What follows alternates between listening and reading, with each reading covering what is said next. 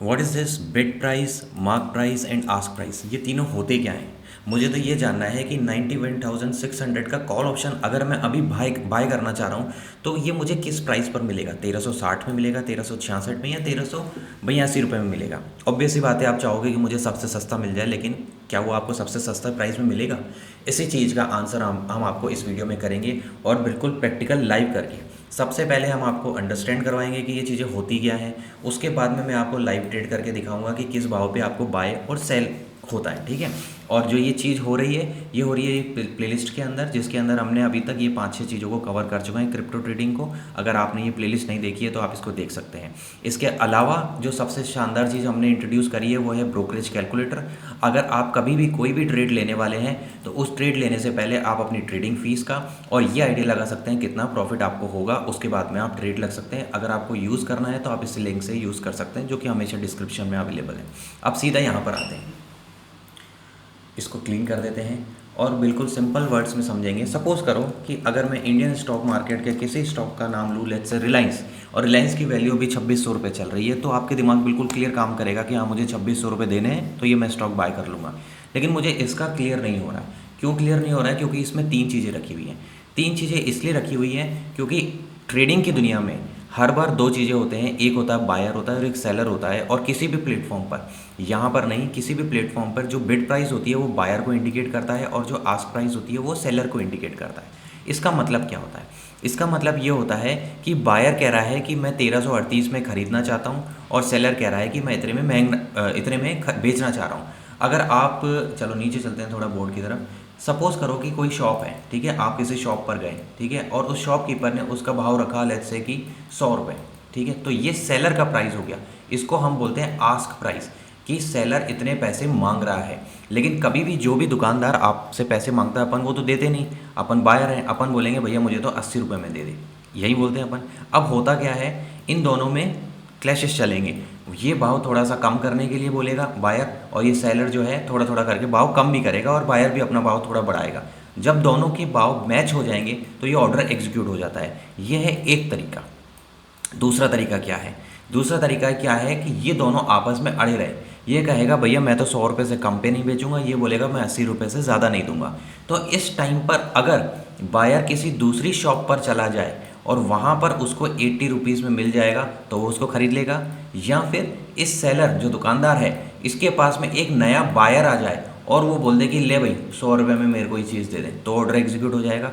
बिल्कुल same to same कहानी यहाँ पर चलती है। अब मैं आपको एक बार के लिए इस एरो पे चलते हैं और यहाँ पे आपको इस एग्जांपल से समझाता हूँ जो अपन लाइव ट्रेड में भी यूज़ करेंगे। 121 रुपये में लाइव ट्रेड में हम ये इसलिए यूज़ करेंगे क्योंकि खरीदने बेचने में क्या है कि अपना भी मार्जिन लगता है। इसको क्लीन कर देते हैं तो कम मार्जिन लगे और चीज़ भी समझ जाए, इसलिए अपन यहाँ पे चलेंगे।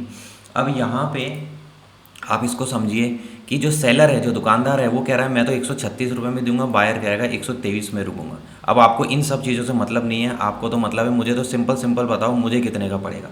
तो उसके लिए आपको इस स्क्रीन पर आना है। इसका काम कंप्लीट हो गया है, इसको एग्जिट करो। बाय करना चाह रहे हैं, सबसे पहले बाय करने के सबसे पहले लिमिट पे चल रहे हैं। लिमिट पे चलने के बाद में आपने इस बेस्ट ऑफर पे क्लिक करा।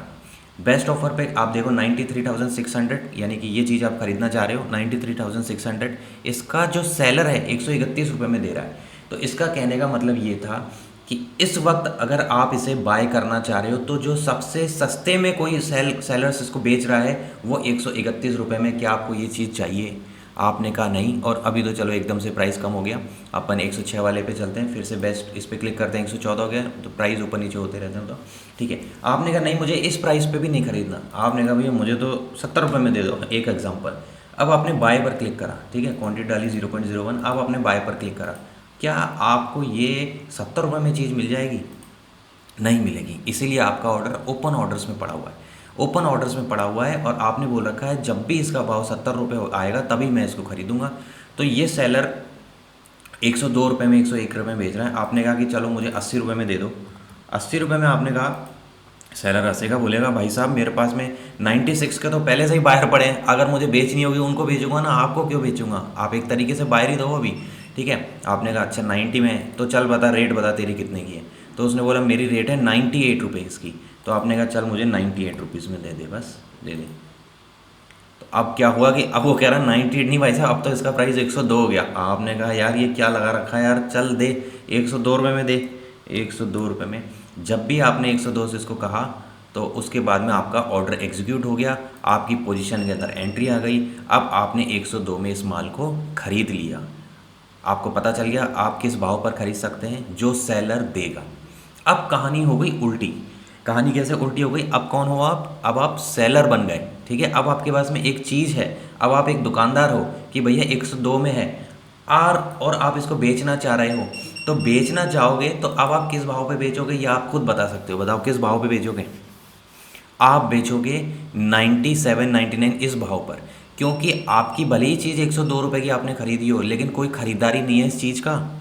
हो सकता है कि अभी इस चीज़ का भाव बढ़ जाए तो बात अलग है, लेकिन अभी तो 97 ही मिलेंगे। तो आपने इसको एग्जीक्यूट किया और आपने एक बार के लिए मार्केट प्राइस पे किया। अभी अपन लिमिट प्राइस समझा था, मार्केट प्राइस पे किया, तो अब ये चली गई।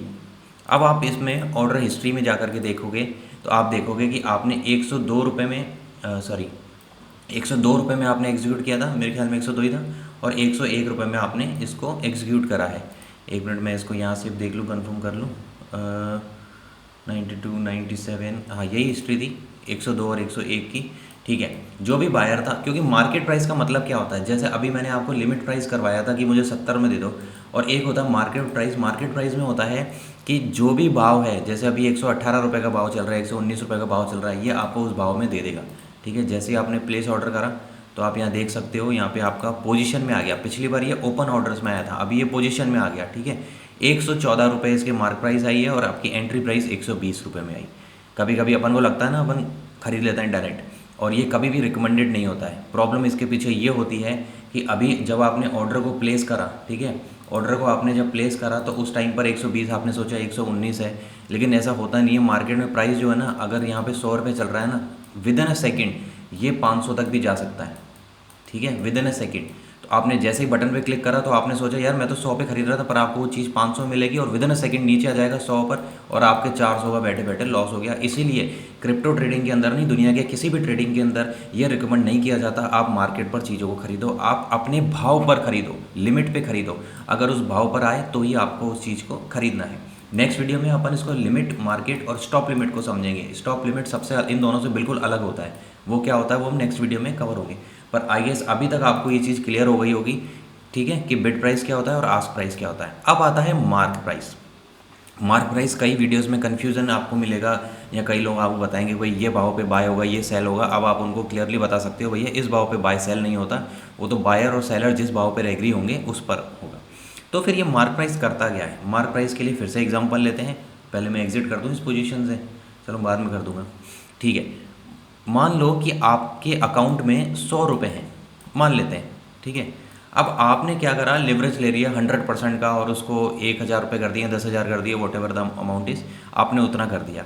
उसके बाद में आपने क्या करा, उसमें एंट्री ले ली। एंट्री लेने के बाद में मान लो कि यूँ मान लो, अब चलो इसी समझ से आपने 100 रुपये में मान लो एंट्री ले ली, ठीक है। और अब जो भाव है वो जाने लग गया 120, 130। ये मैं बता रहा हूँ आपने सेल किया, ये सेल ऑर्डर का मैं एक एग्जांपल से समझा रहा हूँ, ठीक है। 120, 130, तो आप देखोगे 100 रुपये पे आपकी एंट्री हुई है, 120, 130 चला गया, तो आपका जो लॉस होना स्टार्ट हो गया, ठीक है। तो इसीलिए अपन हमेशा स्टॉप लॉस लगाते हैं। तो आपने क्या करा, स्टॉप लॉस लगा दिया। स्टॉप लॉस लगा करके आपने कर दिया भैया 150 पर ऑर्डर मेरा जो है कट जाए, ठीक है। और अपन इसको ऐसे समझ लेते हैं, आपके पास में 100 रुपये नहीं, आपके पास में 200 रुपये थे। 200 रुपये में से आपने 100 रुपये पर चीज़ एंट्री ली, तो आपने 150 रुपये का एसएल लगाया। तो फिर इस डेल्टा एक्सचेंज के प्लेटफॉर्म ने क्या करा, आपका ऑर्डर को काट दिया और आपसे जो है 50 रुपये ले लिए, ठीक है। अब मान लो कि आप कहते हो भैया मैं 50 रुपये का एसएल नहीं 100 रुपये का एसएल लगाऊंगा, तो भी डेल्टा एक्सचेंज आपकी बात मान जाएगा और कहेगा चल ठीक है, इसके पास में तो 200 रुपये हैं, 100 रुपये दाव पे लगे, तो अब जब भी भाव 200 रुपये जाएगा तो आपका ऑर्डर कट जाएगा, 100 रुपये का आपका एसएल हो गया, ठीक है। लेकिन आप कहो कि नहीं भैया मैंने तो 1000 का एसएल लगाना है। अब आप सोचो कि ये पॉसिबल है जब आपके पास में फंड्स के अंदर इतना अमाउंट ही नहीं है, ठीक है। तो आपका अगर लॉस हो गया और इस 100 रुपये की चीज़ का भाव अगर 1000 चला गया, तो 1000 में आपका लॉस हो गया, तो ये डेल्टा एक्सचेंज आपसे रिकवर करने आएगा कैसे? आपके घर पे तो आएगा नहीं, आपके बैंक अकाउंट पे तो आएगा नहीं, तो इसके लिए वो क्या करता है, इसके लिए वो क्या करता है, जितना भी आपके पास में फ़ंड अवेलेबल है, जब भी आप सेल करते हो, इसको अलग से बाद में भी समझेंगे लिक्विडेट क्या होता है, लिक्विडेशन क्या होता है उसके अंदर, पर आप यूँ समझ लो। तो वो क्या करेगा, जब भी आप ऑर्डर प्लेस करते हो तो उसके साथ में आपका एग्जीक्यूशन प्राइस भी वो डाल देता है। एग्जीक्यूशन प्राइस का मतलब ये होता है कि इस एक्स अमाउंट के बाद में आपका सौदा वो खुद के खुद ही काट देगा, भले ही आपका स्टॉप लॉस हिट हुआ हो चाहे नहीं हिट हुआ हो, भले ही आपका स्टॉप लॉस जो है 100 रुपये का अभी जो है लगा रखा हो और वो आपका हिट नहीं हुआ हो, लेकिन वो पहले ही काट देगा, 1000 रुपये का पहले ही काट देगा, क्योंकि उतना अमाउंट आपके बैलेंस में है ही नहीं। जब ये काटेगा, ठीक है, तो उसके लिए एक अलग से बंदा असाइन हुआ, एक तरीके से एजेंट असाइन हुआ, तो वो एजेंट अपनी फ़ीस लेता है, ठीक है, कि भैया एक तो तुम खुद से सौदा काटते और दूसरा मुझे मजबूरन तुम्हारा सौदा काटना पड़ा, तो एक एक्स्ट्रा एफर्ट लगा, तो एक तो एक्स्ट्रा एफर्ट लगेगा। उसके बाद में जो भी भाव मार्केट में अवेलेबल होगा, महंगा सस्ता जो भी होगा, उस भाव में आपको वो चीज़ निकाली जाएगी। तो आपका यहाँ पे भी लॉस हुआ, यहाँ पे भी लॉस हुआ। इसीलिए बोला जाता है कि आप अपना जो लिक्विडेशन है कम से कम, अपना जो मार्जिन है वो कम से कम खेलो, इनफ अमाउंट आपके फंड में होना चाहिए, ठीक है। अभी लेकिन अपन समझ क्या रहे थे, अपन समझने वाले थे मार्क प्राइस को। तो ये जो भी कैलकुलेशन करता है लिक्विडेट करना है कि नहीं करना है, वो delta exchange India mark price पर करता है। वो चेक करता है कि क्या इसकी वैल्यू, क्योंकि मान लो कि बायर कह रहा है मेरी वैल्यू 10 रुपये की है, सेलर कह रहा है मेरी वैल्यू 100 रुपये की है, तो कितना डिफरेंस आ गया, एक्चुअल वैल्यू क्या है। तो एक्चुअल वैल्यू कोई बीच का अमाउंट होता है जो डेल्टा एक्सचेंज कैलकुलेट करता है 50 रुपये, और इससे मानता है कि भैया क्या भाव इतना एग्जिट कर गया, इतना इस बंदे के अकाउंट में पैसा ही नहीं पड़ा हुआ, तो वो जा करके क्या करेगा, इस सौदे को काट देगा, ठीक है। इसके लिए मार्क प्राइस में यूज़ में होता है। अब यहाँ पर इस मार्क प्राइस, आस्क प्राइस और मार्क प्राइस को अपन ने प्रैक्टिकल इसको समझ लिया और हिंदी में भी प्रॉपर अपन ने समझ लिया। अब नेक्स्ट वीडियो का पार्ट भी बहुत इंपॉर्टेंट है, क्योंकि वो भी इससे जुड़ा हुआ है, limit price, market price, stop price. अगर मैं एक ही में करूँगा तो कन्फ्यूज़न हो गया होगा, और दूसरा क्या है कि मुझे भी प्रॉब्लम होगी एक साथ इसको वापस समझाने में, क्योंकि अभी ये ऑर्डर मैं काटूंगा, देखूंगा कितना अमाउंट लग रहा है, क्योंकि आपको समझाने थोड़ा बहुत इसमें अमाउंट जाता भी है, बट ठीक है। अब आपसे देखो एक रिक्वेस्ट ये है कि आप इस चैनल को, अगर आपने सब्सक्राइब नहीं किया है तो आप इस चैनल को सब्सक्राइब कर लो। आप इस कैलकुलेटर को यूज़ करना चाहते हो तो कैलकुलेटर यूज़ कर लो। आपको इस प्लेलिस्ट के अंदर इसके अलावा कोई और आपका खुद का टॉपिक हो जो आप चाहते हो कि मैं एक्सप्लेन करूं, तो आप वो मुझे शेयर कर सकते हो कमेंट में, मैं उस पर एक्सप्लेन करूंगा। और ये वीडियो आपको लगा कैसा, क्या अब आपको क्लियर हो गया कि अमाउंट कितने पर आपको मिलता है इन तीनों में से, तो आप कमेंट करके बताइए। जो ये बाय का मैंने आपको एग्जांपल बताया, सेल में इसका उल्टा हो जाता है, वो बिल्कुल नॉर्मल कॉमन सेंस वाला होगा। जो बाय में होता है सेल में उसका उल्टा होता है, तो अपन सेल को करने करके नहीं देख रहे हैं। तो thank you very much again इस वीडियो को देखने के लिए। आपकी कोई क्वेरी हो बताइए, और इन तीनों में से, ठीक है, इन तीनों में से आपको अगर किसी में डाउट रह गया हो तो आप मुझे कमेंट कीजिएगा, मैं आपको वो भी एक्सप्लेन कर दूंगा।